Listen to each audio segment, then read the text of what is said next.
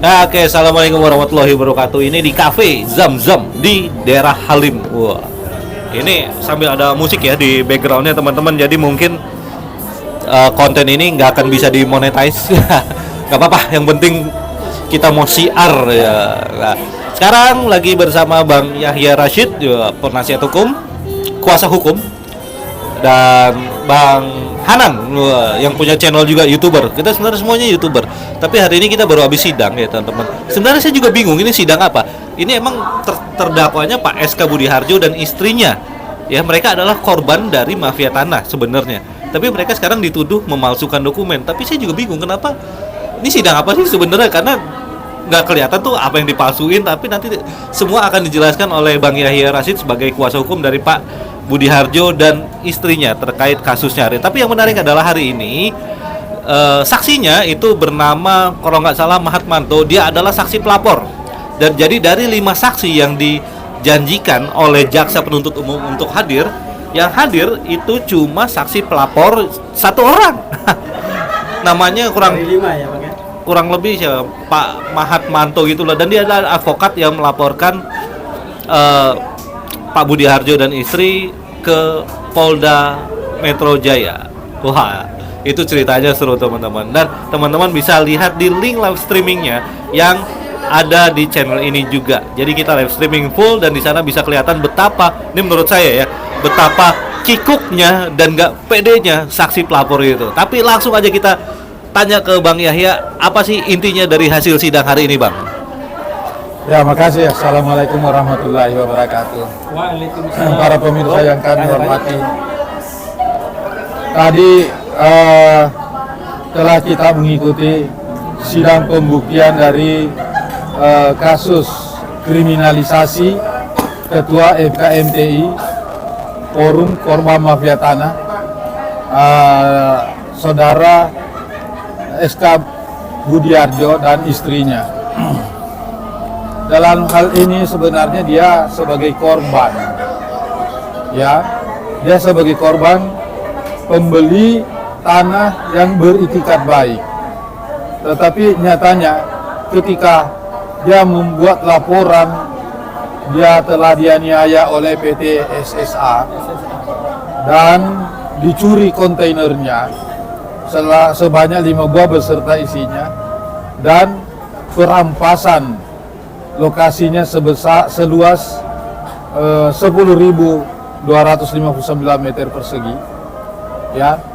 Nah, ketika dia menggunakan surat-surat girik yang dibelinya itu oleh penjual namanya Abdul Hamid Subrata, ya.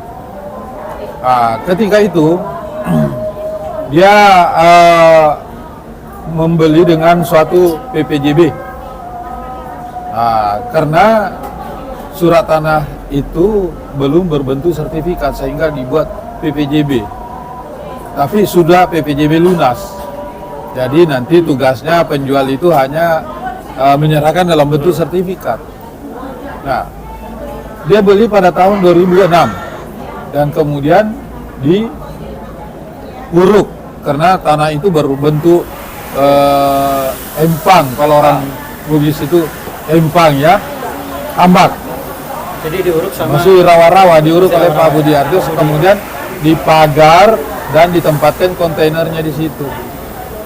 Jadi dengan adanya pemukulan, pencurian, perampasan itu, sehingga dilaporkan bahwa menggunakan surat palsu.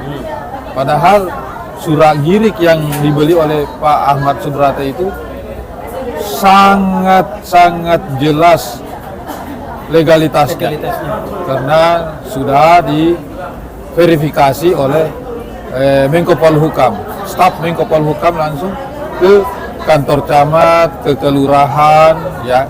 Nah, sehingga sebenarnya tadi ketika ada pemeriksaan saksi pelapor yang mendapat surat kuasa dari direktur, yaitu Saudara Nono Sampono, yang Direktur tidak SSA. Direktur SSA. Kemudian dia tidak hadir dengan alasan bahwa dia sedang keluar negeri. Padahal kita nggak tahu.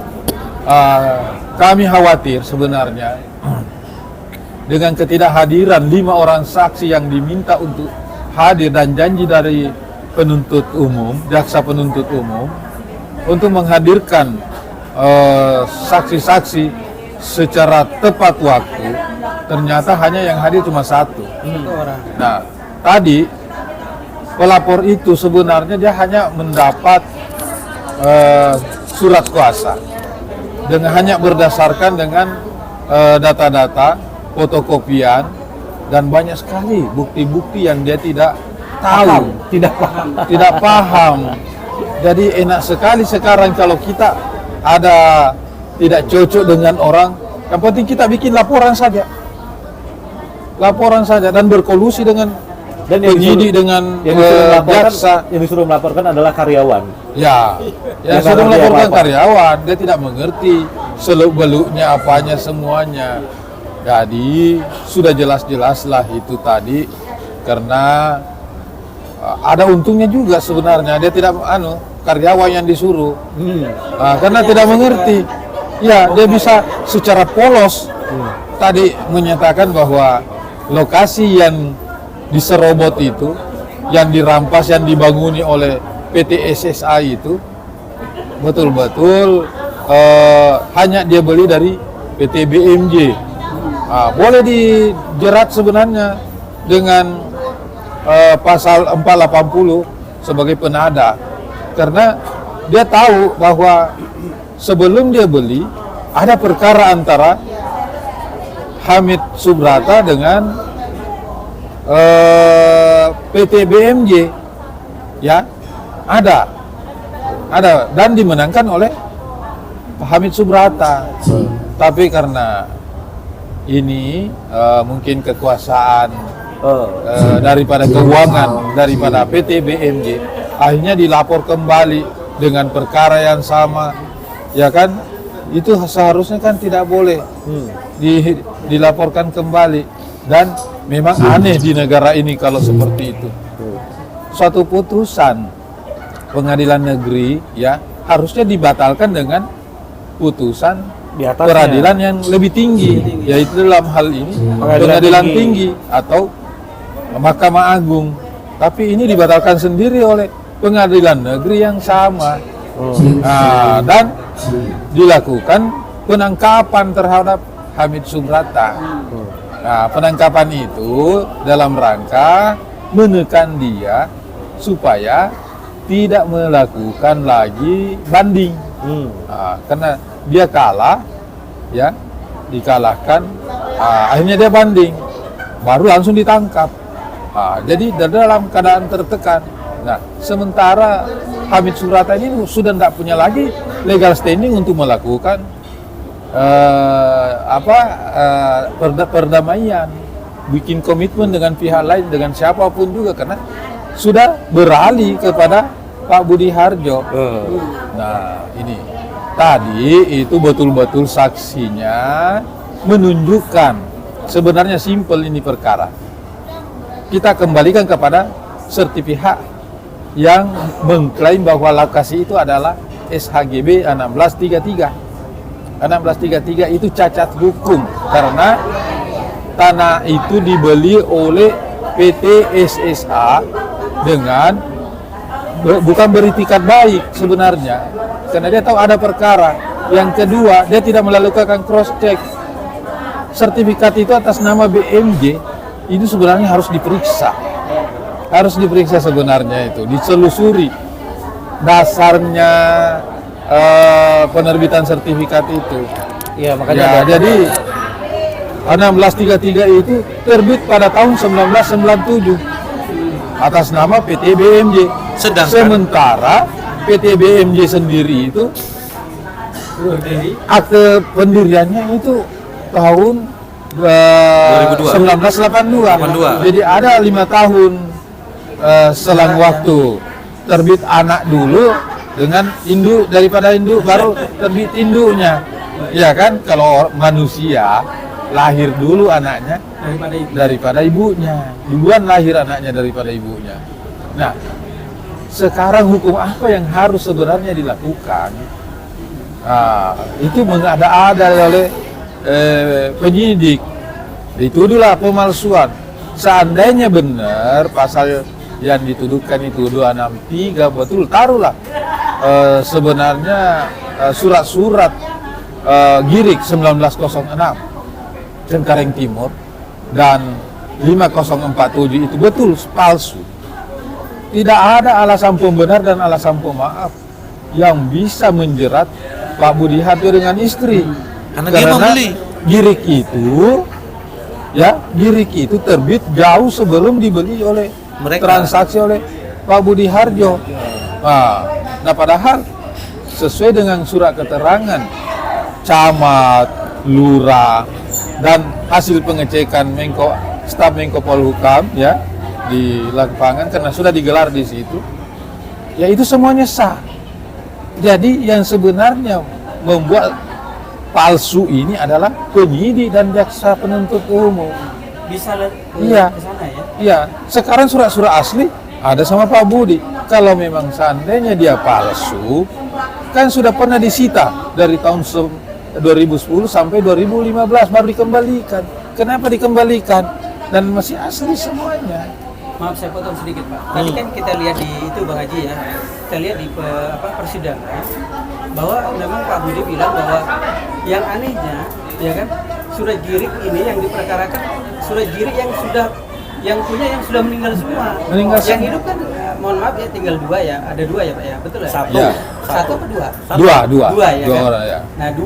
Artinya yang 2 kenapa nggak diperkarakan? Kenapa yang Dan sudah satu meninggal tidak aja? diperkarakan. Yang satu ya Pak? Dengan luasan Itu bagaimana, Pak? kurang lebih 7.000 meter. Yang diperkarakan hanya kurang lebih 2.700 meter. Ya, itu yang Nah, ini kan diperkarakan. menjadi pertanyaan kita semua nih Pak. Ya. Nah, begini. Seandainya polisi, jaksa, hakim punya hati nurani dan betul-betul ingin menegakkan hukum, simpel sebenarnya pemikiran. Kalau memang itu palsu, berarti dia juga menggunakan surat palsu sekarang. Karena dia membeli bikin perdamaian dengan Hamid Subrata. Iya kan? Dan Hamid Subrata sebenarnya bukan menjual.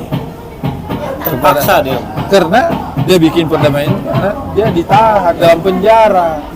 Jadi bargainingnya ya itu dicabut dan juga cabut laporan polisinya, lepaskan dari penjara. Jadi gampang sekali sekarang untuk merampas hak-hak orang lain, penjarakan, bikin kasus. dengan bikin kasus, Kriminalisasi. Yang penting lapor dulu polisi, kerjasama bisa kerjasama dengan polisi dan jaksa, hakim. Maaf ya ini boleh disimpulkan bahwa ini memang terjadi kriminalisasi Pak. Wah, ini seandainya bisa ada presentase itu 1000%, bukan lagi 100%, 1000% ini kriminalisasi. Sudah 2 bulan dalam penjara. Makanya setiap sidang saya minta kepada majelis hakim, ya kiranya, dan saya tidak segan-segan selalu meminta penangguhan penahanan. Jangan terjadi perampasan. Yang saya khawatir karena penahanan itu mempengaruhi nanti putusan oleh hakim. Ya itu yang bahaya. Karena pengalaman saya melihat orang-orang yang sudah ditahan, terbukti atau tidak terbukti, ya pasti dikenakan hukuman. Apakah hukuman percobaan ataukah yang jelas dinyatakan bersalah. Tidak ada putus bebas yang sudah ditahan. Ya, selalu disesuaikan saja antara tahanan dengan putusan. Nah, ini bahaya. Nah, lebih bahaya lagi sekarang kalau hakim pengadilan sendiri jadi tukang stempel polisi dan jaksa terhadap kasus-kasus kriminalisasinya. Kali dan saya sudah sering mengatakan ketika kami jadi narasumber dengan Profesor Andi Hamzah dalam hal berani bersih di TBRI nasional itu, saya menyatakan moralitas penegak hukum penting sekali dalam rangka penegakan hukum. Dan saya masih teringat dengan sahabat saya, orang tua saya, almarhum Bahardi Lombok. menyatakan lebih baik membebaskan 1.000 orang bersalah daripada menghukum orang tidak bersalah. Nah inilah yang menimpa Pak Budi Harjo, dan ada indikasi, ada kesengajaan memenjarakan SK Budi Harjo ini dengan istri sebagai tekanan agar tidak harganya murah. memperjuangkan lagi ya Sahabat korban mafia tanah. sudah memperjuangkan lagi korban-korban mafia tanah yang ada di seluruh Indonesia. Ya, yang kedua, banyak kejadian ya. Ini forum ini dibentuk di istana loh, sehingga Jokowi sendiri menyatakan gebuk mafia tanah. Nah, sekarang kita tagih janjinya. Nah, kita harus karena sekarang ketua tapi FKMTI susah karena Pak Jokowi itu saya melihat tidak dihargai oleh bawahannya, tidak bisa melaksanakan perintahnya. Ya ini susah. Jadi semua angkat tangan diatur oleh konglomerat mafia tanah ini, konglomerat hitam. Iya. Ini yang bahaya. Yang paling bahaya ketika nanti seluruh masyarakat ya yang akan dirampas tanahnya melakukan perlawanan secara main hakim sendiri juga, itu yang bahaya. Jadi di sistem premanisme negara ini hampir jadi negara premanisme. Oke, jadi intinya kayak gitu, kan khawatir ini sebenarnya ada upaya kriminalisasi terhadap Pak Budi SK Budi Harjo yang merupakan ketua dari FKMTI. FKMTI adalah Forum Korban Mafia Tanah Indonesia, dan ini perkumpulan yang sebenarnya resmi dan tercatat di Kumham dan memperjuangkan 36.000 ya korban mafia tanah di seluruh Indonesia. Dan kalau kamu korban mafia tanah nggak punya uang untuk memperjuangkan hak kamu, itu Pak Budi bantuin teman-teman. Dan ya? sudah menang di dan sudah banyak di Prabu Muli.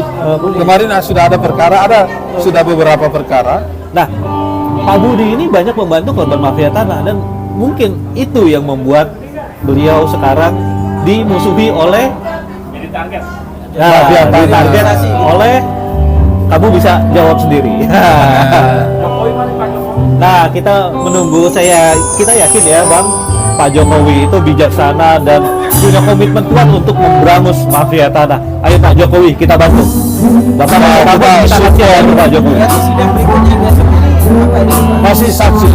Ya, kami berharap sidang besok itu Bapak Nuno Sampono ya, direktur hadir sebagai salah seorang pensiunan jenderal, harus gentleman, harus patriot, menegakkan beri contoh penegakan hukum. Kalau dia salah, menyatakan dirinya salah. Kalau dia benar, ayo kita libas Budi Harjo kalau memang salah. Ya, jadi saya tidak membela klien, tapi membela kebenaran dan keadilan. Oke teman-teman, ini karena udah mulai musiknya udah mulai masuk ya, penyanyinya udah di sana dan kita mau nonton dulu. Terus take ya. Ya, terima kasih lah itu.